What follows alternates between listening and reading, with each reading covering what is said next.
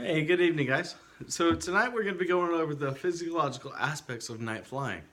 Um, I'm going to cram a lot of information in a very short amount of time, so please try to keep up as we go along.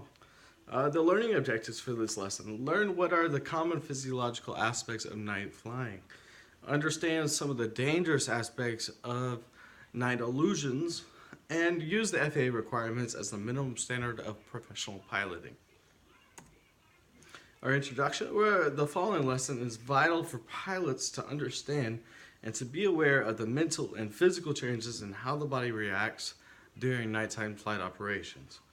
In this lesson, I will explain how the eyes work during the night operations and optical illusions that one may face during flight. Vision of flight. Flying is impossible without vision. Visual senses are important at collision avoidance and depth perception.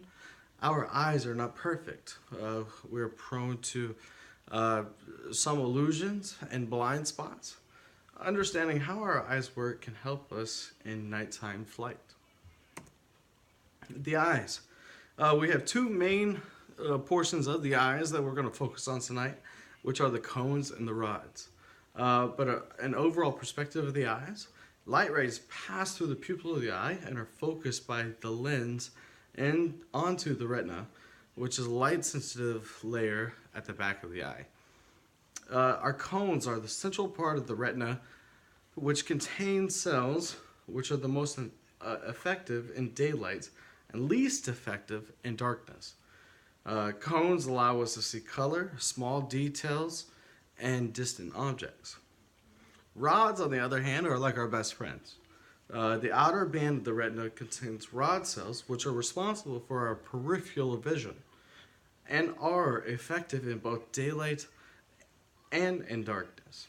They are sensitive to movement, but not to detail or color, and so only register black, white, or gray.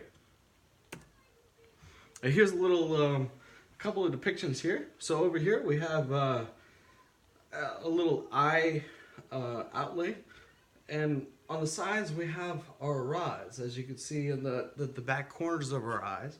But in the middle we have our cones, which see the colors reds and greens and blues and so on and so on. And as you can see from the other ones, they basically all depict the same thing. Adaptation to the darkness is most important. It takes the eyes about 30 minutes to adapt to a dark environment. The rate at which dark adaptation occurs depends on the contrast between the level of brightness and the level of darkness of a new environment. For this reason, bright lighting should be avoided prior to night flight. This is not to say don't pre-flight without a flashlight or a flight plan in a dark room. Just minimize to all costs the amount of exposure. The best thing to do is dim the cockpit lights during taxiing. Scanning for aircraft during night flights. Since rods are the only sensitive cells in our eyes at night, scanning should be done with off-center viewing or peripheral view. You will see objects better when your eyes are looking to one side of the object at night rather than straight at them as in the daylight. If you suspect traffic or an object somewhere, don't look directly at it. This may cause it to become more invisible. Scan small parts at a time. Night vision illusions. We have autokinesis. Autokinesis is caused by staring at a single point of light against a dark background, such as a ground light or bright star, for more than just a few seconds. After a few moments, the light appears to move on its own. To prevent this illusion, you should focus your eyes on objects at varying distances and not fixate on one target, as well as maintain a normal scan pattern. We have night myophobia. Another problem associated with night flying is night myophobia, or night-induced nearsightedness. With nothing to focus on, your eyes automatically focus on a point just slightly ahead of your aircraft. Searching out and focusing on distant light sources, no matter how dim, helps prevent the onset of night myophobia. Our last but not least is the false horizon. A false horizon can occur when the natural horizon is obscured or not readily apparent. It can be generated by focusing on bright stars and on city lights. It can also occur while you are flying toward the shore of an ocean or a large lake.